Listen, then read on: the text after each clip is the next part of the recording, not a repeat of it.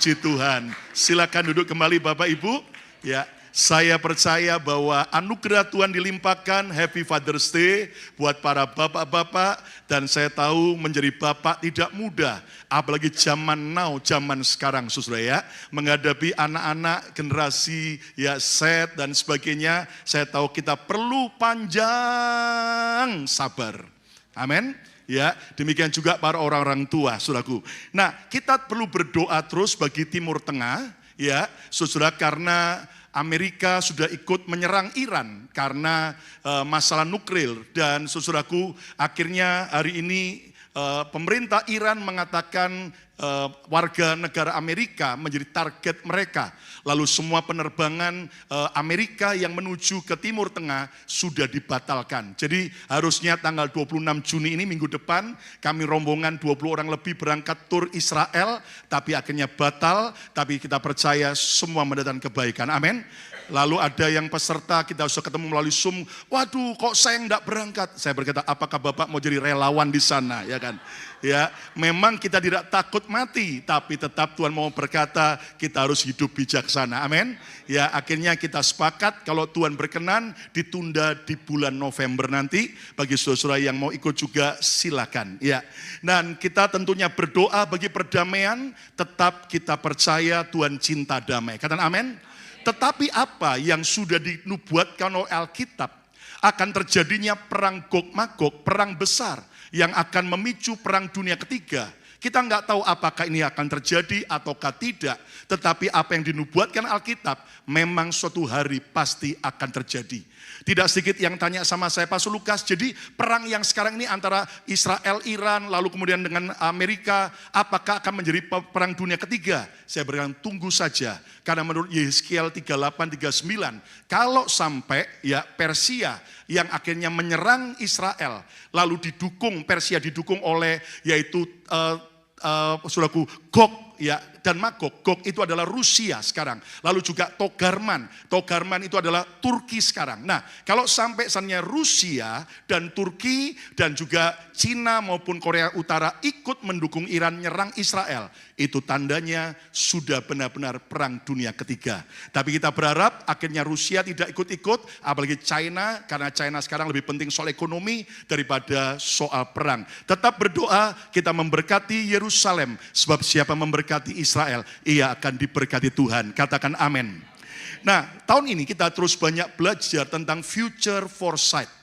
Di tengah ketidakpastian dan goncangan, kita harus tetap percaya Tuhan pegang masa depan kita. Katakan amin. Nah, bulan ini kita banyak belajar tentang stay sensitive. Jelas kita tidak boleh sensi hal yang negatif, nggak boleh baperan dengan orang lain, dikit-dikit tersinggungan. Tetapi saudaraku, kita harus belajar terus peka terhadap Tuhan. Peka terhadap situasi keadaan yang ada di sekitar kita. Namun hari ini saya mengajak saudara juga, kita selain perlu peka dengan Tuhan, peka dengan keadaan, dengan perubahan, dengan masalah yang terjadi. Tapi kita juga harus belajar peka terhadap kondisi keluarga kita. Mengapa? Karena keluarga adalah dasar daripada hidup kita. Katakan amin. Apa artinya kita sukses di luar rumah, tapi di rumah berantakan? Apa artinya kita hebat secara rohani, kita nyanyi paling keras, kita hafal banyak ayat firman, tapi di rumah ribut berantem seperti Tom and Jerry, saudaraku. Nah, itu sebabnya saya tahu ya kita di Pantai Timur ini lagi memasuki beberapa hari ini musim yang panas, makin panas. Anda kepanasan nggak ini? Nah, kalau Anda panas, saya beritahu caranya, kalau Anda kipasan jangan begini. Karena kalau Anda kipasan begini, ya robek kertasnya dan Anda makin panas. Cara terbaik Anda kipasan jangan begini, ya yang benar begini. Nah, gini saudara. Ya, saudara pasti nggak akan robek kertasnya, saudara. Ya, ilmu yang baru, saudara. Ya, oke. Nah, saya akan sampaikan sebuah kebenaran firman karena ini zaman mulai panas, banyak orang hatinya panas ya kan, sehingga banyak muda marah. Tema khotbah saya sore ini adalah menang atas kemarahan. Ayo ucapkan 2, 3, menang atas kemarahan. Saya mau tanya, pernahkah Anda marah terhadap orang lain termasuk pada keluarga Anda? Pernah enggak? Oh, jujur orang New York ya kan. Dan pernahkah orang lain atau anggota keluarga Anda, pasangan Anda, orang tua Anda, atau anak Anda, atau menantu, atau ipar marah sama saudara? Pernah enggak? Pernah. Nah, saya mengajak saudara untuk belajar dari satu perumpamaan Yesus tentang anak yang terhilang. Nah, Anda harus mengerti bahwa setiap firman itu seperti batu permata yang jangan dipatok hanya dengan pengertian yang Anda sudah tahu. Tapi izinkan Tuhan mewahyukan pewahyuan baru. Karena saya percaya setiap firman Tuhan seperti permata. Begitu Anda lihat dari sisi yang berbeda. Dari sebuah sudut pandang yang berbeda. Engkau akan menerima pewahyuan dan pembelajaran yang luar biasa. Katakan amin. Saya sedang tidak belajar tentang pertobatan dari anak bungsu. Ya, tetapi saudaraku, saya mengajak saudara hari ini melihat dari perspektif sang ayah. Memang tidak mudah jadi seorang bapak. Bayangin saudaraku, 2 anak yang satu kurang ajar, ya kan? Masih sehat sang bapak sudah minta warisan, ya kan? Lalu kemudian pergi ke negeri jauh dan saudaraku akhirnya ternyata sudah habis bangkrut, ya kan? Akhirnya waktu dia pulang, bapaknya enggak penuh kebencian. Bapaknya lari dan membuka tangannya merangkul anaknya dan buatkan pesta. Anda mengerti kalau kita jadi orang tua yang penuh kasih pengampun, hati besar, percayalah Tuhan tidak pernah tinggalkan kita. Percayalah Tuhan akan pulihkan keluarga neraka, bisa jadi keluarga surga. Amin. Percayalah bahwa Tuhan gak akan tinggalkan, sudah dipelihara Tuhan. Buktinya apa? Sang bapak dalam perumpamaan Yesus sudah dikeruk kekayaannya oleh anak-anaknya.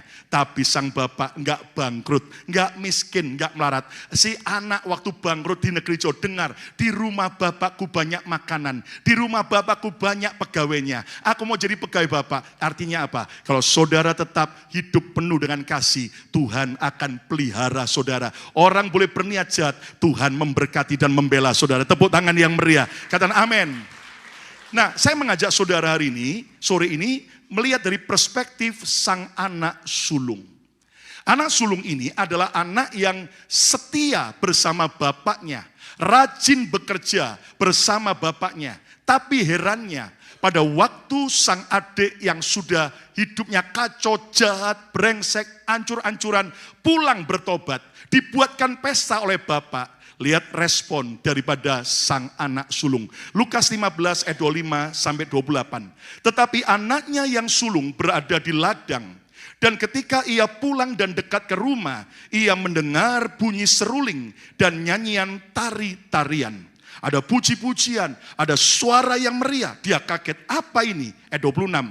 Lalu ia, anak sulung, memanggil salah seorang hamba dan bertanya kepadanya, apa arti semuanya ini? What's going on? Aku nggak tahu ini apa yang terjadi di rumah. Ayat 27. Jawab hamba itu, adikmu telah kembali dan ayahmu telah menyembelih anak lembu tambun karena ia mendapatkannya kembali dengan sehat. Ayat 28. Maka marahlah anak sulung itu dan ia tidak mau masuk. The older son was angry and would not go into the feast. Tidak mau masuk ke dalam pesta. Tidak mau ikut berpesta dengan bapaknya dan juga dengan adiknya. Lalu ayahnya keluar dan berbicara dengan dia. Anak sulung dalam perumpamaan ini begitu marah saat tahu sang bapak telah menerima kembali adiknya. Adik yang telah berkhianat, adik yang telah merusak nama baik keluarga. Bahkan dia begitu marah saat mendengar sang bapak bukan hanya menerima adiknya, tetapi juga membuatkan pesta meriah bagi adiknya yang telah bertobat. Tahukah Anda bahwa kemarahan merupakan salah satu sumber masalah dalam keluarga? Berapa banyak, saudaraku, hari-hari ini keluarga tidak lagi serasa surga, tapi seperti neraka pecah. Kenapa? Karena kemarahan, karena kejengkelan, karena kemarahan, emosi, saudara. Dan Anda tahu, saudaraku, ada angry bird, ya saudara. Banyak orang sekarang ya gara-gara hungry bird, ya toh. Jadi angry bird, gara-gara lapar, ya kan, akhirnya jadi marah. Nah, saudaraku, orang dengan mudahnya meledak emosinya, sehingga menimbulkan luka, menimbulkan trauma, perpecahan, dan permusuhan. Saudara, Saya tahu setiap kita harus dealing dengan setiap kelemahan karakter kita. Saya ingat saya diwarisi oleh kakek saya dari pihak ayah. Kakek saya seorang temperamental, gampang marah. Ayah saya juga sebelum bertobat, sebelum diubah Tuhan, pemarah luar biasa. Maka tanpa sadar, karakter pemarah juga diwariskan bagi saya dan kakak saya dan adik-adik. Begitu gampang hal-hal kecil membuat kami tersulut kemarahan.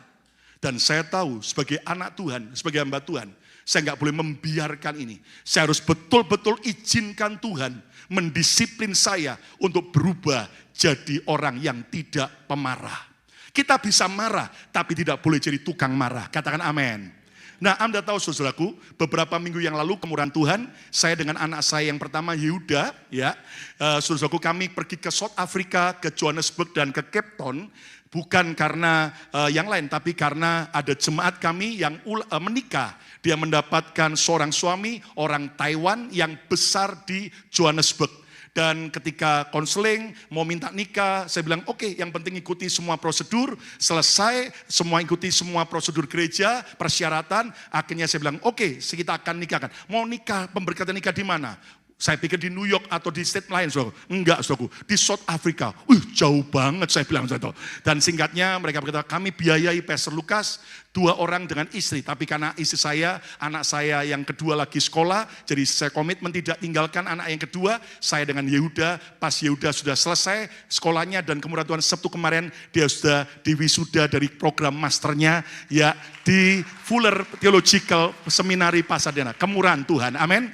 Dulu bapaknya nggak sampai seperti dia, anak lebih pandai daripada bapaknya, saudara ya. Nah, Anda tahu terjadi saudaraku, waktu saya di sana, tiba-tiba selesai pemberkatan, Tuhan melawat luar biasa, ya. Saya diminta langsung dalam bahasa Inggris. Anda tahu sejak dulu SD, SMP, SMA, itu nilai yang paling jelek di pelajaran sekolah saya adalah bahasa Inggris. Tapi entah kenapa Tuhan bawa justru saya ke Amerika, dengan semua keterbatasan saya belajar, saya lakukan yang terbaik, dan Tuhan bekerja, ada pujian, ada khotbah, dan kemudian beberapa acara, banyak orang-orang bule itu sampai nangis, bahkan berkata, thank you pastor, dan akhirnya mereka banyak yang minta didoakan. Tuhan bekerja dengan luar biasa, kemurahan Tuhan ya. Nah, tapi yang menarik, selesai itu saya diajak untuk safari ya ke hutan, tinggal 5 hari di sana. Saya bilang saya menikah, sorry ya. Kalau masalah di hutan, no way, ya jangan saya. Kenapa Pastor Lukas? Saya sudah sering di Indonesia, sering pelayanan ke desa-desa, ke hutan-hutan, udah kenyang, udahlah, janganlah, kalian berangkat aja. Mau kemana? Saya ke Cape Town aja. Saya dengar Cape Town bagus, tempat Tuhan, keajaiban Tuhan, ada Mount Table, ya, ada banyak gunung, salah satunya gunung yang atasnya datar, kayak meja, itu salah satu 7 keajaiban dunia. Dan saudaraku, selesai itu saya sempat ke mall. Nah, waktu di mall, uang cash kami, uang lokal South Africa sudah mulai berkurang. Lalu selain belanja pakai kredit card, makan kredit card, apalagi anak saya, Anda tahu anak laki-laki dan bapaknya paling suka makan daging, saudara ya. Semua daging sapi, daging ostrich kita coba, daging springbok kita coba, ya kan. Springbok itu adalah rusa yang khusus, semuanya hauce, saudara ya. Nah, jadi uang cash kami mulai menipis, saya bilang, San, ayo kita cari money changer. Nah, ketika kami tanya berapa kurs tukar US dollar, sekian. Oke, saya pakai handphone kalkulator sekian. Oke, saya tukar sekian. Dan waktu saya tunggu, saya sudah kasih uang. Itu yang jual, ya yang pegawainya kok kayak ngomong-ngomong ketawa-ketawa gitu dengan temannya. Saya curiga, what's wrong? Ya, saya tanya, what's wrong? Oh no, enggak ada apa salah. Tapi setelah saya enggak dikasih uangnya. Cukup lama. Saya lihat anak saya dan dia ngerti saya, sang bapak. Ada apa ini? Lalu kemudian dikasih, waktu saya hitung dengan uang lokal, dipotong cukup besar. Loh, saya tanya, kenapa jumlahnya sekian? Oh iya, ada fee tambahannya. Hampir, kalau saya total US dollar, hampir 40-50 dolar. Saya berkata, loh, kok kamu enggak ngomong dari awal? Jujur, saudaraku, di saat itu langsung bet, ya toh. Waduh, yang namanya karakter lama mulai muncul, ya toh. Loh, kamu kok enggak jujur? Langsung saya kembalikan, sudah batal saja. Saya minta uang dolar saya kembali. Dan Anda tahu, dengan wajah marah, saudaraku, saya lirik anak saya. Tiba-tiba saya lihat wajah anak saya kaget. Dan Anda tahu, langsung dia trauma. Karena sejak kecil saya sering marahi dia. Saya kaget, wah Tuhan, something wrong. Saya langsung sadar, ini nggak boleh terjadi. Lalu saya bilang, San, minggir ke tepi. Saya bilang, sorry, Papa nggak marahin kamu. Tapi kamu tahu kan, tadi orang itu nggak jujur. Karena ada fee-nya. Iya Pak, aku tahu memang itu orang nggak cerita dari awal. Tapi kenapa Papa marah sama saya? Saya nggak marah sama kamu. Nak. Dan jujur, perlu sekian menit. Karena anak saya trauma, saudara. Dan saya sadar, saya duduk, saya peluk dia, sorry. Aku enggak marah sama kamu. Dan akhirnya sekian menit setelah dia selesai cooling down. Akhirnya yuk kita cari yang lain. Dan kita cari bank, tukar dengan resmi, dengan semua yang lebih baik harganya. Dan kita kembali enjoy. Tapi saat itu Roh Kudus ingatkan saya. Lihat, anakmu trauma. Begitu lihat wajahmu marah. Karena dia sejak kecil sering kau marah-marahi. Di situ saya bertobat, saya minta ampun, saya merangkul anak saya. San, kamu harus sembuh. Iya Pak, aku bisa sembuh. Tapi setiap kali lihat Papa marah, wajah sudah kayak Angry Bird. Sudah kayak Hulk, kayak Kapten Amerika. Langsung trauma masa lalu mulai teringat kembali. Hati-hati saudaraku, kita ini sadar kemarahan bisa menimbulkan trauma, luka, kekecewaan, bahkan juga menimbulkan perpecahan. Tapi oleh anugerah Tuhan, kita harus mau dipulihkan oleh Tuhan. Tepuk tangan yang meriah. Katakan haleluya. Saya cerita ini apa adanya, karena saya mau Anda belajar bukan dari pendeta yang sempurna, tapi juga dari hamba Tuhan yang terus mau belajar diubah oleh Tuhan. Katakan amin saudaraku ya. Bahkan satu kali ada seorang bernama Lauren Ripple. Tayangkan gambar ini. Dia seorang warga negara Amerika di Kansas City, Amerika. Di mana waktu itu dia usia 70 tahun. Dan tepatnya tahun 2016. Lauren Ripple ini saudaraku, dia pergi ke bank lokal yang ada di Kansas City, Amerika. Waktu dia ke teller, dia dengan tenang dia kasih sebuah kertas. Waktu teller baca dia kaget.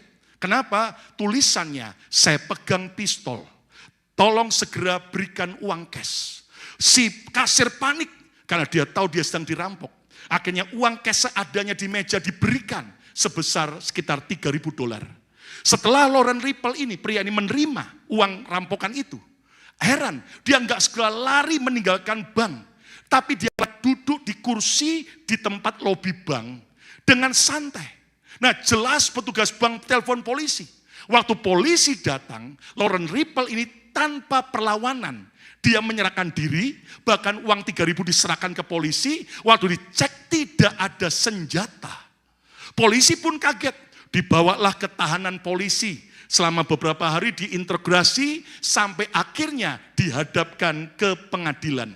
Hakim akhirnya meneliti bahwa Lauren Ripple ini warga negara Amerika yang tertib, nggak pernah ada catatan kriminal rekod, bersih, dan ini orang yang cukup berada, nggak perlu duit untuk merampok. Tapi kenapa kok dia merampok bahkan menyerahkan diri? Ternyata setelah dikorek-korek, motif Lauren Ripple merampok itu agar ia masuk penjara. Karena ia sudah tidak tahan lagi serumah dengan istrinya yang cerewet dan suka berantem.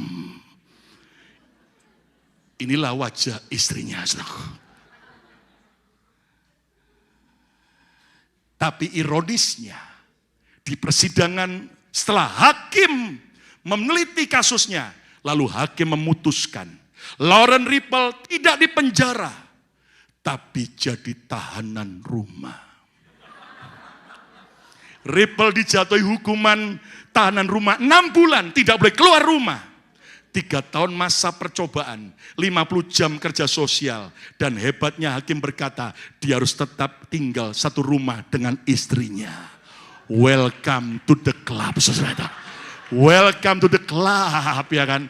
Makanya Amsal berkata, lebih baik seorang pria tinggal di soto rumah daripada tinggal dengan serumah dengan wanita yang suka apa? Bertengkar, suka berantem. Saudara. Saya berharap di sini ibu-ibu sadar Bu ya, mumpung hari Father's Day ya Bu, kadang-kadang suami Anda kalau enggak pulang-pulang ke rumah itu bukan karena overtime mau cari duit Bu, karena dia enggak betah serumah dengan ibu ya toh. Mungkin ada yang bertanya kritis, kenapa Lauren Ripple nggak cerai saja? Dugaan saya mungkin dia pikir, kalau cerai biaya pengacara mahal, nanti juga bagi harta lagi. Udahlah, gua ngungsi aja ke penjara. Bayangin saudara itu. Ya, kadang-kadang, ya ibu-ibu tepuk tangan lagi saudara. Sadar Bu, sadar Pak ya kan. Ada istri itu nggak betah di rumah, jangan-jangan karena suaminya otoriter, suka marah-marah. Ya enggak Bu? Iya. Ada istri belanja itu bukan karena mau belanja, mau lari dari suami. Betul nggak Bu? Waduh, bertobat Bu. Ada anak-anak nggak betah di rumah, lebih suka di rumah tetangga, di rumah temennya. Itu bukan karena rumahnya nggak bagus, tapi karena tidak enak suasananya. Ayah ibunya suka marah-marah terus. Ayo hari ini kita bertobat. Jangan ulangi kesalahan anak sulung ini. Harusnya anak sulung ini ikut bersuka cita bersama bapaknya saat adiknya kembali dan bertobat. Nah, anak sulung ini merasa berhak marah atas ketidakadilan, atas kebodohan bapaknya. Dia merasa bapaknya nggak adil. Dia merasa bapaknya dibodohi oleh adiknya yang jahat. Ini pasti karena duitnya udah habis, makanya dia pura-pura bertobat. Tetapi sementara bapak melihat kemarahan anak sulung sesuatu yang bodoh. Saudaraku, hari ini mari kita belajar. Jangan sampai kita punya perspektif yang salah. Memang kita bisa marah. Kita tidak dilarang marah. Tetapi Alkitab mengajar bahwa orang yang pemarah adalah orang yang memperbesar kebodohan. Orang yang pemarah adalah orang yang akhirnya kena denda. Artinya setiap kemarahan akan ada konsekuensi yang negatif. Tapi ayo kita belajar jadi orang-orang yang menang atas kemarahan. Siapa yang mau menang atas kemarahan? Yang mau angkat tangan, saudara, tepuk tangan yang meriah. Ayo tepuk tangan, katakan haleluya. Nah, saya berdoa, Tuhan, apa yang kami bisa belajar dari anak sulung ini? Kira-kira apa penyebab anak sulung ini kok marah? Dan ini juga akar yang seringkali tanpa sadar ada dalam hidup kita. Nah, izinkan saya membagikan 3 rahasia. Bagaimana cara membuang kemarahan dalam keluarga, menang atas kemarahan. Yang pertama adalah buang mental FOMO. Atau fear of missing out. Atau takut ditinggal. Ayo ucapkan bersama saya, buang mental FOMO. 2, 3, buang mental FOMO. FOMO atau fear of missing out artinya apa? Takut ditinggalkan, takut ketinggalan, takut tidak dilibatkan, takut tidak dihargai lagi, takut tidak lagi jadi pusat perhatian. Nah, saudaraku, anak sulung ini ternyata dia marah karena yang pertama, dia punya FOMO mentality. Dia takut tidak dilibatkan oleh sang ayah. Mana buktinya? Balik lihat lagi Lukas 15 ayat 25 sampai 28. Tetapi anak yang sulung berada di ladang dan ketika ia pulang dan dekat ke rumah, ia mendengar bunyi seruling dan nyanyian tari-tarian. Loh, selama ini apa-apa dia selalu tahu. Ini sekarang dia nggak tahu. What's wrong? Apa yang terjadi di rumah? Kok rame? Ayat yang 26. Lalu ia memanggil salah seorang hamba dan bertanya kepadanya, apa artinya semuanya ini? Ayat 27, jawab hamba itu, adikmu telah kembali dan ayahmu telah menyembelih anak lembu tambun karena ia mendapatkan kembali dengan sehat. Ayat 28, maka marahlah anak sulung itu dan ia tidak mau masuk. Anak sulung ini marah sebab ia merasa ditinggal oleh bapaknya. Ia merasa tidak lagi dilibatkan oleh ayahnya, sang bapak, dalam mengambil keputusan saat sang adik kembali pulang. Anak sulung ini marah karena merasa tidak lagi jadi pusat perhatian daripada sang bapak sejak adiknya kembali pulang. Saudara, tanpa sadar penyebab orang mudah marah, mudah emosi adalah karena FOMO mentality. Fear of missing out. Merasa tidak dilibatkan. Apalagi zaman sosial media, hati-hati ya. Kalau Anda tidak kuat mental, sudah lebih baik hapus saja sosial media. Jangan main sosial media, main bekel saja kembali. Saudara. Kenapa? Begitu Anda lihat, loh ulang tahun teman ini, loh yang diundang siapa aja ya? Lah kok aku tidak diundang? Langsung emosi. Sering gitu enggak? Sering gitu enggak? Oh, orang New York enggak ada yang begitu kok ya, enggak ada. Loh, Pastor Yongki jalan-jalan ke, loh yang diajak siapa? Loh, yang diajak teman-teman pelayanan yang lain. Lah kok aku enggak diajak? Langsung. Sudah, enggak gereja-gereja lagi. Di sini enggak ada, di Jepang banyak. Ya kan? Nah, coba lihat.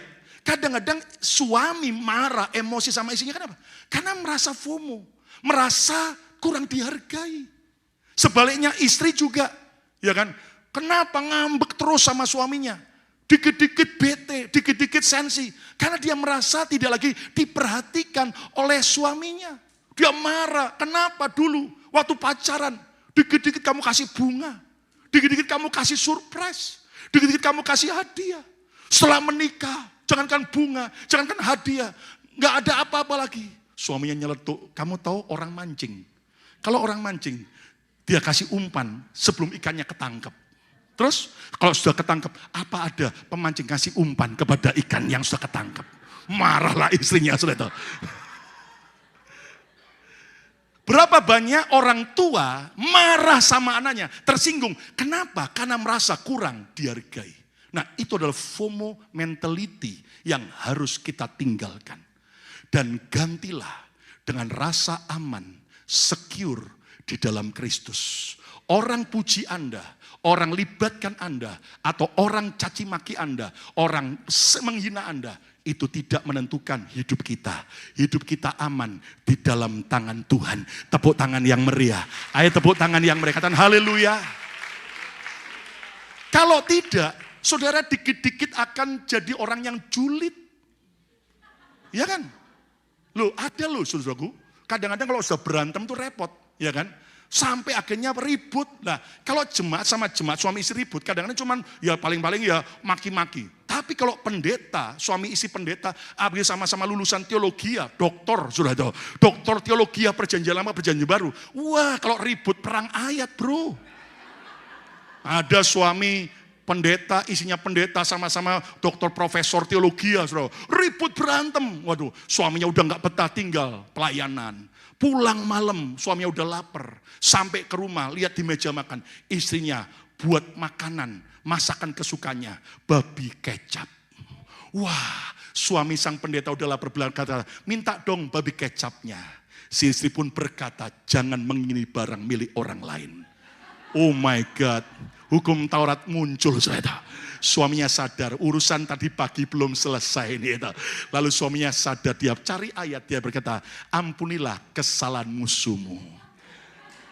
Istrinya pun menjawab, cukuplah kasih karuniaku bagimu.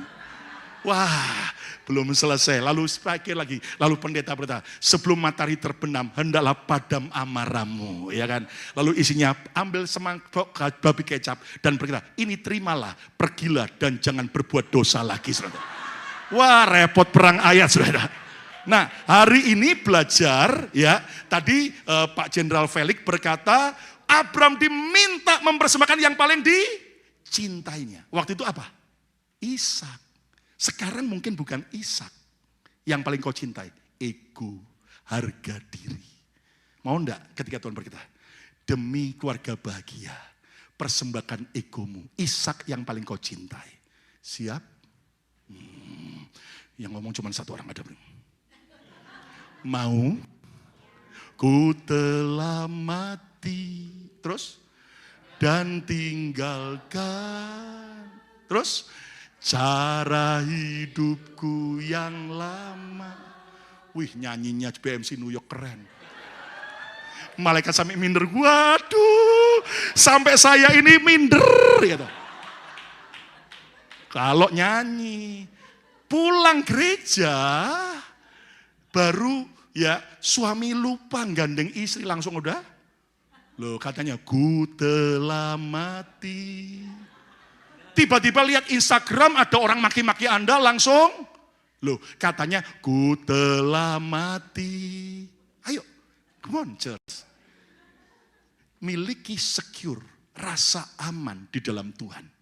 Engkau berharga bukan karena apa yang kau pakai, bukan karena predikatmu, bukan karena orang-orang sekitarmu, bukan karena pujian, berapa banyak followermu, tapi engkau berharga karena engkau dicintai Tuhan, engkau disayang Tuhan. Tepuk tangan yang meriah. Katakan haleluya. Yang kedua, rahasia membuang kemarahan dalam keluarga, balik pada anak sulung ini. Miliki mental berkelimpahan. Have abundant mindset. Miliki mental berkelimpahan. Ucapkan 2, 3. Miliki mental berkelimpahan. Nah, kita harus belajar supaya enggak gampang marah. Miliki mental berkelimpahan. miliki mental ya orang kaya, abundant mindset, dan buang scarcity mindset atau mental orang miskin. Mana buktinya? Balik Lukas 15 ayat 29 sampai 31. Tetapi ia menjawab ayahnya, waktu ayahnya menjelaskan, katanya si anak sulung bilang begini, protes. Telah bertahun-tahun aku melayani Bapak dan belum pernah aku melanggar perintah Bapak. Wih, dia banggakan kesetiaannya. Tetapi kepadaku belum pernah Bapak memberikan seekor anak kambing untuk bersuka cita dengan sahabat-sahabatku. Alias, Bapak, aku udah setia, tapi Bapak enggak ngasih aku apa-apa. Ayat 30. Tetapi baru saja datang anak Bapak yang telah memboroskan harta Bapak bersama-sama dengan pelacur-pelacur, maka Bapak menyembelih anak lembu tambun itu untuk dia. Baginya satu anak kambing yang tidak pernah. Adik yang kurang ajar dikasih lembu yang lebih gede daripada anak kambing. Ayat 31. Yuk kita baca sama-sama. 1, 2, 3. Kata ayahnya kepadanya, apa? Anakku, engkau selalu bersama-sama dengan aku. Dan segala kepunyaanku adalah kepunyaanmu. Ulang lagi kalimat terakhir 2, 3. Segala kepunyaanku adalah, and all that I have is yours. Anak sulung ini marah. Karena yang kedua, ia merasa tidak punya apa-apa. Ia merasa satu anak kambing aja dia nggak pernah diberi. Padahal bapaknya berkata, loh kamu jangan salah ngerti nak. Kamu tuh kaya. Bapakmu ini kaya. Apa yang papa punya, kamu juga punya. Nah Anda tahu, banyak orang gampang emosi seperti anak sulung. Karena scarcity mentality, mental orang miskin, mental orang yang selalu kekurangan. Padahal dia hidup dalam kelimpahan. Ingat sekali lagi, ini saya tidak bicara soal uang ya. Kenapa? Karena banyak orang duitnya banyak berjibun-jibun, propertinya banyak, tapi selalu merasa miskin, selalu merasa nggak punya, seperti anak sulung ini. Tapi ada orang-orang yang biasa-biasa, tapi punya hati yang besar, hati yang berkelimpahan, dan dia selalu berkata, cukupkan segala keperluanku. Tepuk tangan yang meriah. Ayo tepuk tangan yang meriah. Dan haleluya. Katakan haleluya. Nah, buang scarcity mentality dan mulai miliki abundant mentality. Buang mental orang miskin dan mulai miliki mental orang kaya. Loh, tapi Pastor Lukas, zaman sekarang ya kita kan harus belajar hemat. Bu, Pak, hemat sama pelit itu beda. Kita harus hemat, tapi tidak boleh pelit. Tidak ada yang amin. Sudah bicara begini langsung mau pulang semua. Kita harus hemat tapi nggak boleh pelit. Apa sih bedanya hemat sama pelit? Hemat itu artinya bisa menggunakan uang pada waktu yang tepat dengan hal yang baik, yang tepat. Tapi kalau kikir, pelit itu adalah kalau bisa masuk sebanyak mungkin, keluar, kalau bisa nggak punya keluar apa-apa. Nah, ada nggak orang-orang yang sebetulnya punya duit tapi mentalnya scarcity mentally? Ada nggak? Ada nggak? Ada nggak? Di New York kira-kira ada nggak ya? Ada nggak di New York kira-kira ada? Halo? Coba tanya orang sebelah kanan. Kira-kira kamu tahu nggak orang itu? Ya kan? Makanya jujur ya. Saya ini kadang-kadang ada tadi temen tanya, Pastor Lukas ini kadang-kadang di sosial media buat gara-gara tuh. Iya, saya memang suka buat gara-gara. Kadang-kadang kalau saya lagi iseng, saya ngerjain kelompok yang anti perpuluhan, gitu. Sengaja saya bom, marah-marah biarin. Gitu. Kadang-kadang ya gitulah, ya, kerjaan orang yang kurang kerjaan. Gitu. Ya, karena teman-teman hamba Tuhan tuh, saya jujur saudara, ada orang-orang mentality, scarcity mentality itu parah banget. Saudara. Kalau bisa pokoknya pendeta harus miskin sederhana mungkin. Tidak boleh pendeta pakai mobil mewah.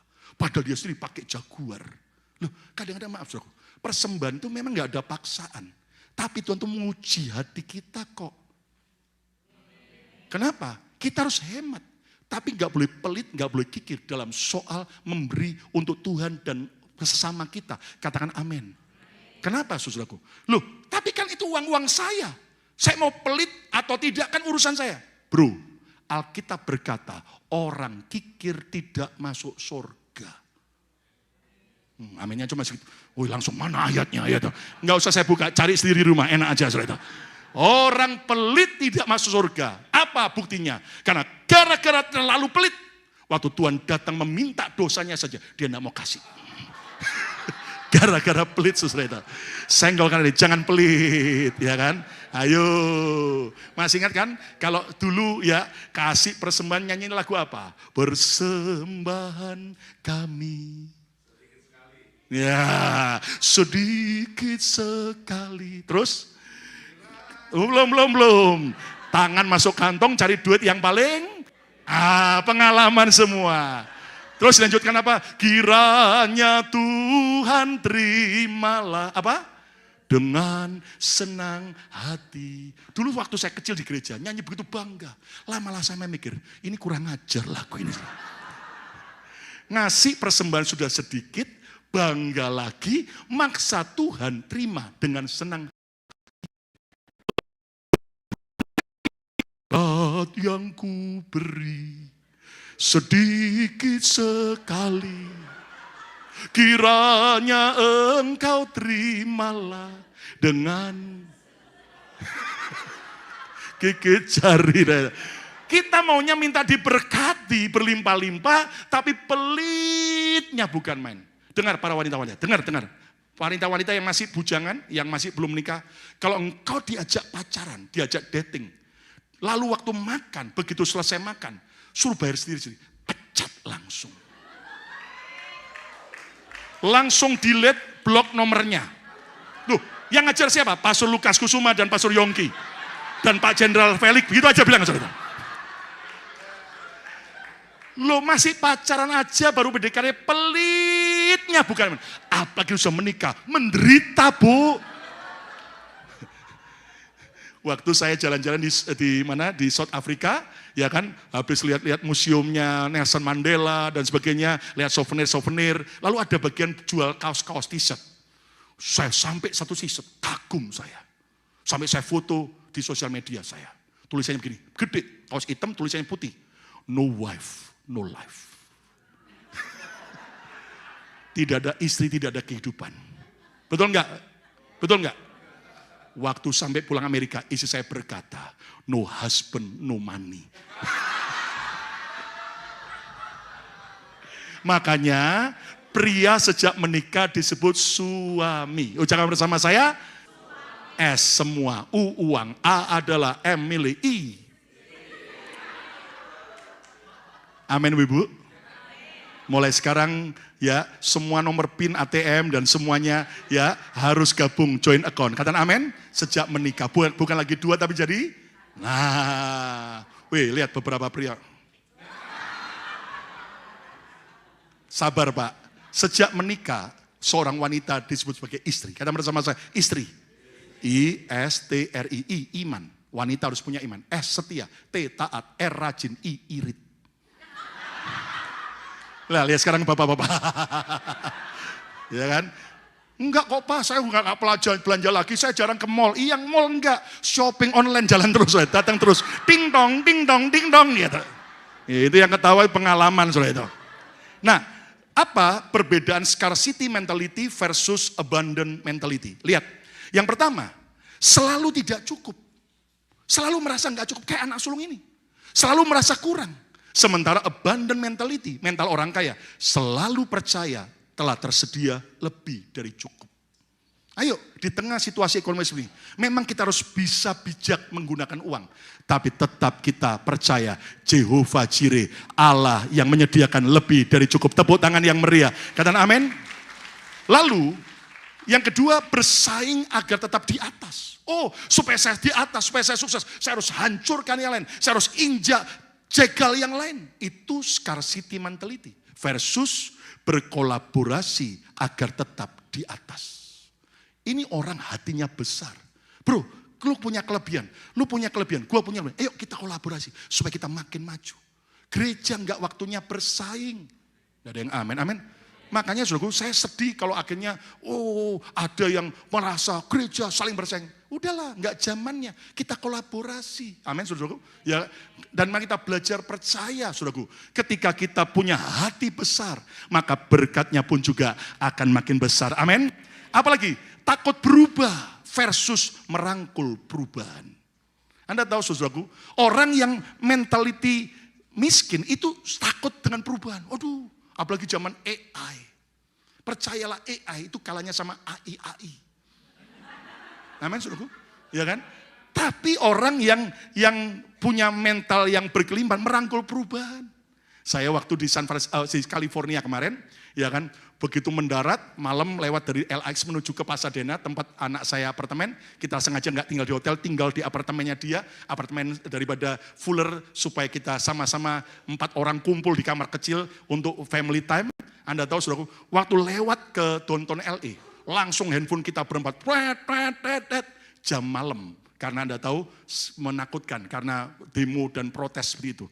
Tapi beberapa hari kemudian sudah selesai aman, saya diajak anak saya masuk ke downtown LA, dan waktu di sana saya kaget, ya kan, agak sepi tapi itu apa? Ada kotak jalan pakai roda, nyebrang jalan. Anak saya bilang, "Pak, itu adalah delivery makanan." Oh my God, di LA sudah delivery makanan, sudah pakai kotak, pakai robot jalan sendiri, sudah ada. Saya bilang, "Nak, itu kalau di Indonesia hilang sak robot-robotnya." Apalagi lewat Tanah Abang, saudara itu. Yang pesen orang Tanah Abang hilang, saudara itu. Ya kan? Lalu ada di California sudah ada itu mobil kayak Uber gitu tanpa supir, ya kan? Sudah ada, sudah. Saya lihat, wah, mungkin beberapa saudara kata, tapi Mas Lukas, nanti bagaimana kerjaan saya bisa-bisa tergantikan oleh robot dan sebagainya. Tetap percaya Tuhan, kalau kita andalkan, kalau kita punya mental orang yang berkelimpahan, dia tetap pelihara kita dengan cara yang luar biasa. Katakan amin. Merangkul perubahan, apalagi tidak mau berbagi ilmu. Itu orang yang bermental pelit, ditanya apa-apa, rahasia, enggak. Tapi kalau orang bermental berkelimpahan, suka berbagi ilmu secara gratis. Ada jemaat kami di Philadelphia, saya tahu dia orang yang punya mental, abundantly mental. Ketika ada orang lain mau belajar soal bisnis, orang lain mungkin enggak mau ngasih tahu. Dia dengan senang hati, dia cerita semua. Ini loh caranya, ngurus izinnya gini. Kamu cara untuk ini, diajari semua. Sampai inspeksinya lulus gini. Saudaraku, orang berkata, wow, itu orang sangat bermurah hati. Suka membagi ilmu. Dan Anda tahu enggak heran, orang ini hari ini bukan makin gagal, bukan makin miskin. Tuhan percayakan sama dia begitu banyak berkat. Sampai ada 3 Paris Baguette, itu sudah ditangani dia. Masih ada beberapa supermarket lagi, beberapa restoran. Dan saya lihat hidupnya yang suka berbagi ilmu, Tuhan juga kembalikan luar biasa. Tepuk tangan yang meriah. Katakan amin. Lalu apa? Tidak suka menolong, itu mental orang miskin. Versus suka menolong dan murah hati.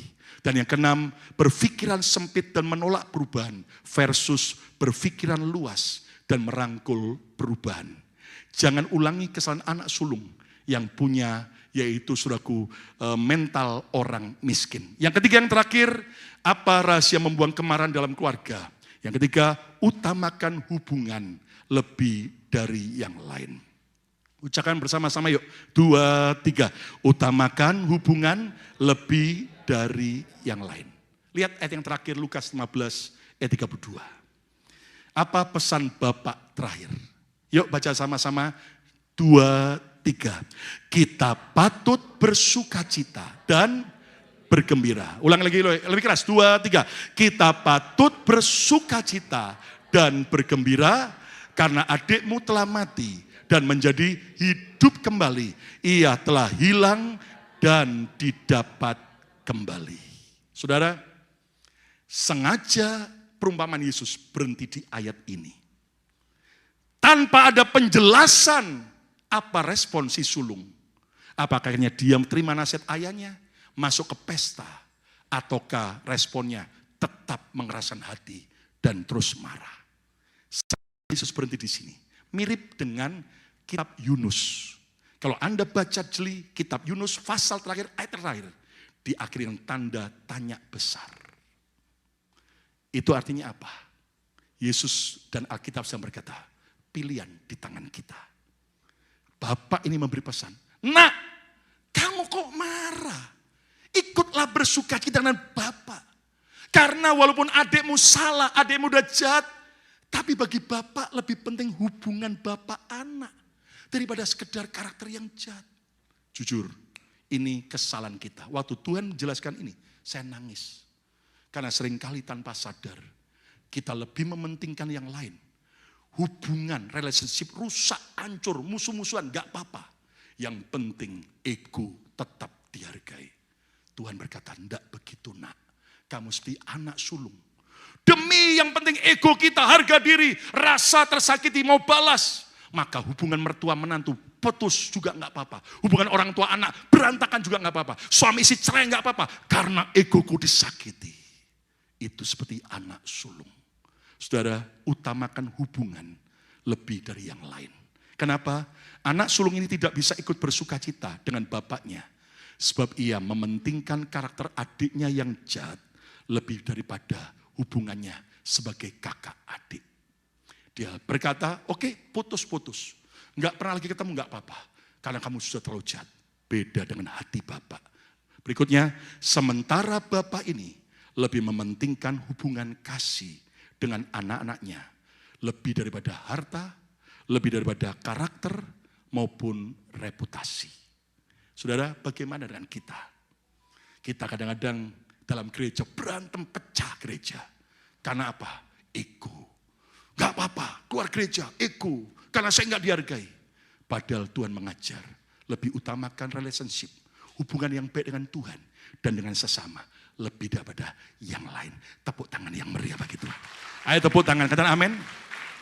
Lihat bagaimana Bapak ini adalah gambaran Bapak surgawi kita. Demi membangun hubungan dengan kita. Dia rela turun ke dunia. Dia rela mati di kayu salib. Karena dia mau bangun hubungan. Walaupun kita udah hancur seperti anak terhilang. Kita udah berantakan. Dia buka tangannya. Barang siapa bertobat, dia diampuni, dipulihkan. Katakan amin. Posisikan hubungan keluarga. Hubunganmu dengan Tuhan. Hubunganmu dengan sesama. Lebih penting dari sekedar harta. Lebih penting daripada sekedar uang. Posisi, jabatan, dan ego. Ada orang sampai susuan, sampai pengadilan tuntut menuntut antara saudara kandung. Gara-gara masalah rebutan warisan. Saya mengajar pada orang itu, sudahlah bro, apa artinya kamu menang di pengadilan, tapi hubunganmu kakak adik hancur, berantakan. Lebih baik serahkan aja, enak saja. Loh, percaya kalau kamu mengalah, Tuhan akan bela dan berkati kamu. Bisa dari cara yang lain. Akhirnya dia nurut teman ini di Surabaya. Dia akhirnya serahkan semua kepada saudaranya. Karena diminta semua, dia serahkan warisan itu. Anda tahu, tidak lama kemudian justru dia diberkati Tuhan dengan cara yang lain. Malah saudaranya yang terima semua, malah bangkrut. Dan akhirnya datang minta maaf sama adiknya ini. Percaya hubungan lebih penting daripada yang lain. Yang lain bisa dicari, tapi hubungan tetap dipertahankan. Yang percaya, katakan amin. Yang percaya, katakan haleluya. Saya akhiri, satu kali ada turis dari Amerika ke South Africa, lihat ke safari. Naik mobil, diantar tour guide, suami istri ini di belakang mobil, lihat ke bagian area monyet. Tiba-tiba, waktu mereka lewat, berhenti di depan sepasang monyet. Sang monyet sepasang ini peluk-pelukan mesra. Sang istri senggol suaminya. Lu kok kalah sama monyet? Monyet aja mesra, peluk-pelukan. Kok lu kalah sama monyet? Suaminya diem aja. Saudara. Mobil jalan lagi lewat ke area singa. Ada sepasang singa jantan dan betina. Yang jauh-jauhan, diem-dieman. Saudara. Lalu kemudian si istri senggol suaminya lagi. Lu kok mirip kayak singa itu. Jauh-jauhan kaku diem dingin sama pasangan. Si suami udah gak tahan. Lalu dia ambil batu. Dia lempar si singa betina. Jebrat. Waktu dilempar singa jantan langsung membela betinanya. Lalu dia bilang sama tour guide, balik ke monyet. Balik ke monyet. Pasangan monyet yang peluk-pelukan. Si suaminya ambil batu, lempar monyet yang betina. Kemana monyet jantannya? Lari kabur, sudah menyelamatkan diri.